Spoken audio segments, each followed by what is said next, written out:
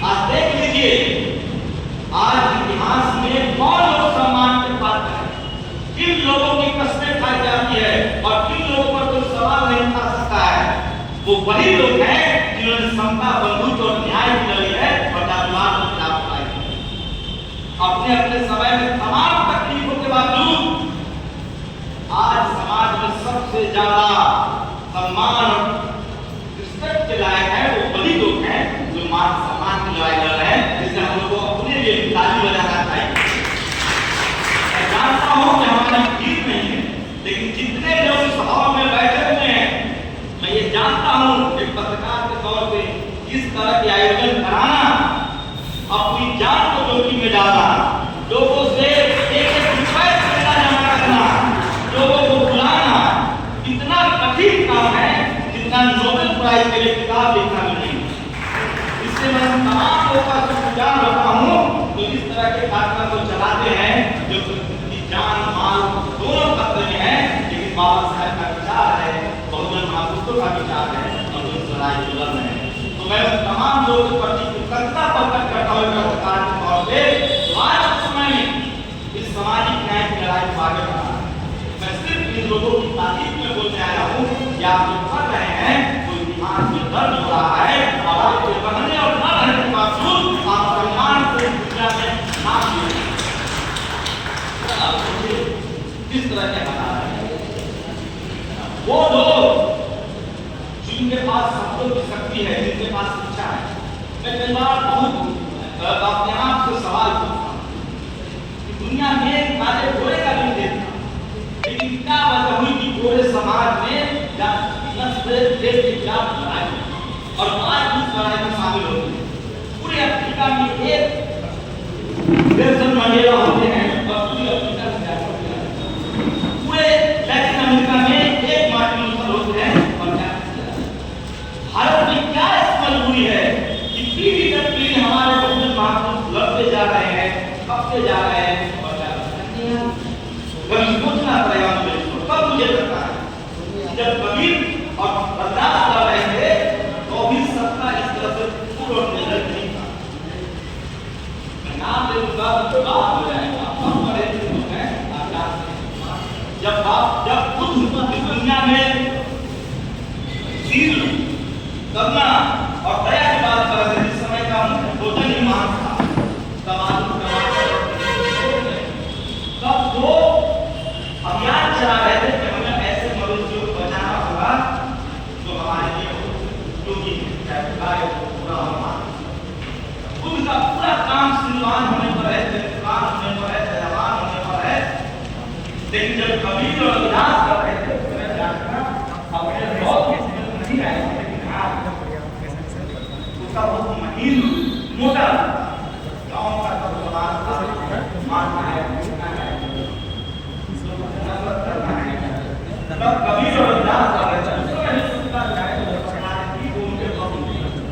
जब बाबा साहब अम्बेडकर कबीर और रविदास कर रहे थे तो भी सत्ता जो है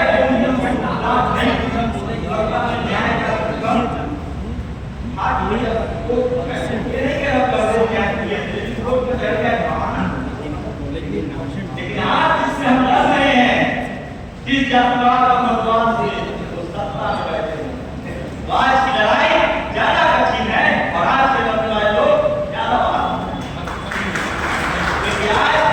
कोर्ट है, जब फांसी से लेकर 10 वही बैठे हुए हैं, दिन भी उनका, हाथ भी उनका, समय भी उनका, पैसा भी उनका, टीवी अखबार भी उनका, जब चाहे जिसको चाहे वैसे कह रहा है।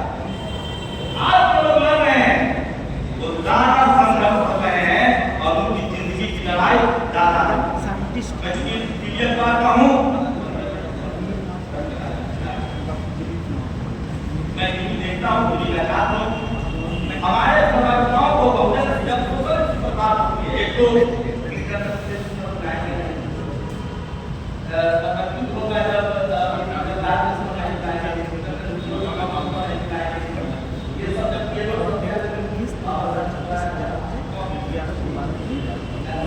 लेकिन जब ऊपर इस पर निकल आते हैं इतनी साधना रहती है और कैसे उनका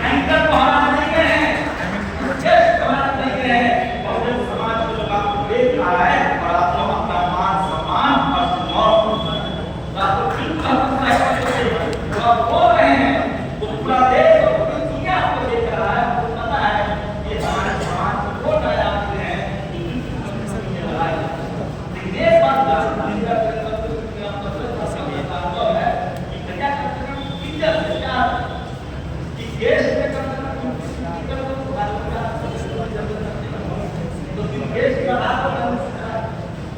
अरे आज से सोना दे आओ, अरे बीजेपी का सर आप लाओ तो सही, क्योंकि हम तो सत्य कराएंगे। ये मेरे आप लोगों से गुजारिश है, आप इसे क्या नहीं है। और दूसरी बड़ी बात मैं आप लोगों को कह रहा हूँ, हमें समय की डिमांड है। पहले लड़ाइयाँ हालात पहले का पेशा खेती जमान कर रहा ये अलग बात है कि हमारे लेकिन मैं कह रहा हूँ आज ये लड़ाई लड़ी जाएगी तो सोशल मीडिया से, टीवी से, अखबार, और टीवी अखबार हमारे पास नहीं है। मैं दावे के साथ कह सकता हूँ कि हमारी गलत और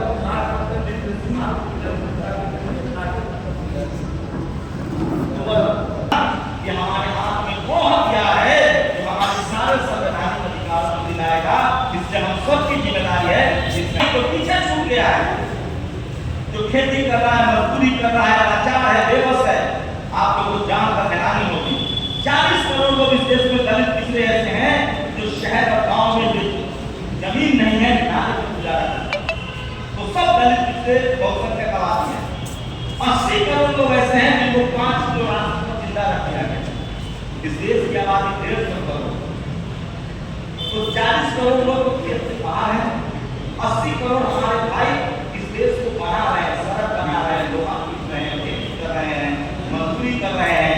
उन्हीं के दम पर सारी सुख सुविधा है, लेकिन वो सिस्टम के हिस्सा है। ऐसे 80 करोड़ लोग, तो 40 और 80 कितना हो? 120 करोड़ लोग अभी बोलने की स्थिति में नहीं है। वजह हम जैसे 15 करोड़ दलित पिछड़ा किसान आदिवासी अल्पसंख्यक जो किसी तरह से सिस्टम का हिस्सा बने, पढ़ाई लिखाई में वो आए हैं, ये उनकी नैतिक जिम्मेदारी है कि 120 करोड़ लोग की आवाज उठाए ताकि जो भी सिस्टम का हिस्सा बने। ये हम लोगों की जिम्मेदारी है। यहाँ जो लोग बैठे हुए हैं वो जिम्मेदार है, महसूस करते हैं, इसलिए आए। और इस देश में जो 15 करोड़ लोग जो सिस्टम का हिस्सा बने हैं, उन्हीं को बाहर करने के लिए किसी को कहते हैं कि किसी नहीं आना चाहिए, क्योंकि इनकी नस्लें जो आ रही है स्कूल कॉलेज उसको कत्ल कर दिया जाए, बाहर कर दिया जाए, और इसीलिए कोई किसी का विरोध कर रहे हैं। मैं बाइंडअप कर रहा हूँ, बहुत कीमती टाइम मैं कह रहा हूँ कि 15 करोड़ दलित पिछड़ा किसान आदिवासी अल्पसंख्यक, मैं फिर कह रहा हूँ, जातिवाद जो आप लोगों टीवी पर बैठ कर समझा रहा है, मुझ को रख सकते हैं, दूरी को चढ़ सकते हैं, खाना कम खाते हैं, यहाँ तक कहेगा कि हमारे घर में तो ड्राइवर है, हमारे दोस्त है। अरे बेवकूफ, वो मोटा जातिवाद है। तुम चाहते हो कि हम जातिगत पेशा में रहें। हमारे बहुत काबिल सवाल पत्रकार है जनरल वाले, तो कहेंगे सफाई कर्मचारी से जातिवाद होता है क्या? अरे भैया उसके साथ क्या जातिवाद होगा? वो तो अपने जाति के काम में लगा हुआ है। अब जातिवाद उनके साथ होता है जो व्हाइट कलर जॉब में है, जो डॉक्टर, इंजीनियर, बिजनेसमैन, ब्यूरोक्रेसी, चपरासी से लेकर जस्टिस करना चाहता है, उसके साथ जातिवाद होता है। और ये नहीं जातिवाद के खिलाफ लड़ाई है, मोटा जातिवाद के खिलाफ है। ये लोग वही 75, 80 को वाला बात को बढ़ाता है। ये अब जातिवाद ऐसा है जिसके खिलाफ SC/ST एक्ट भी लागू नहीं होता है। आपको गाली देगा आपके कॉलेज यूनिवर्सिटी में, आपका नंबर काट लेगा, आपको रोज ह्यूमिलिएट करेगा, आपको इंसल्ट करता है, इसके खिलाफ कौन सा एक्ट लगाएंगे? अब जातिवाद रहीन है और हमें नहीं जातिवाद के खिलाफ लड़ना है। मोटा जातिवाद खत्म हो रहा है, और जो मोटा जातिवाद कर रहा है उस पर SC/ST एक्ट लागू हो रहा है। अब तो नहीं जातिवाद 84 से लेकर चीफ जस्टिस तक है, media, judiciary, college, university, bureaucracy, business, इन जातिवाद के खिलाफ लड़ना है। इसमें स्पोर्ट भी है, सिनेमा भी है, और ये जातिवाद के खिलाफ वही लड़ सकता है जिसके पास शिक्षा की ताकत है। और जो तमाम हमारे मेहमान मंच पर बैठे हुए हैं, उन सबका मैं स्वागत करता हूँ। और आपकी लड़ाई को समाज, समय, इतिहास याद रखेगा। आप लोग जारी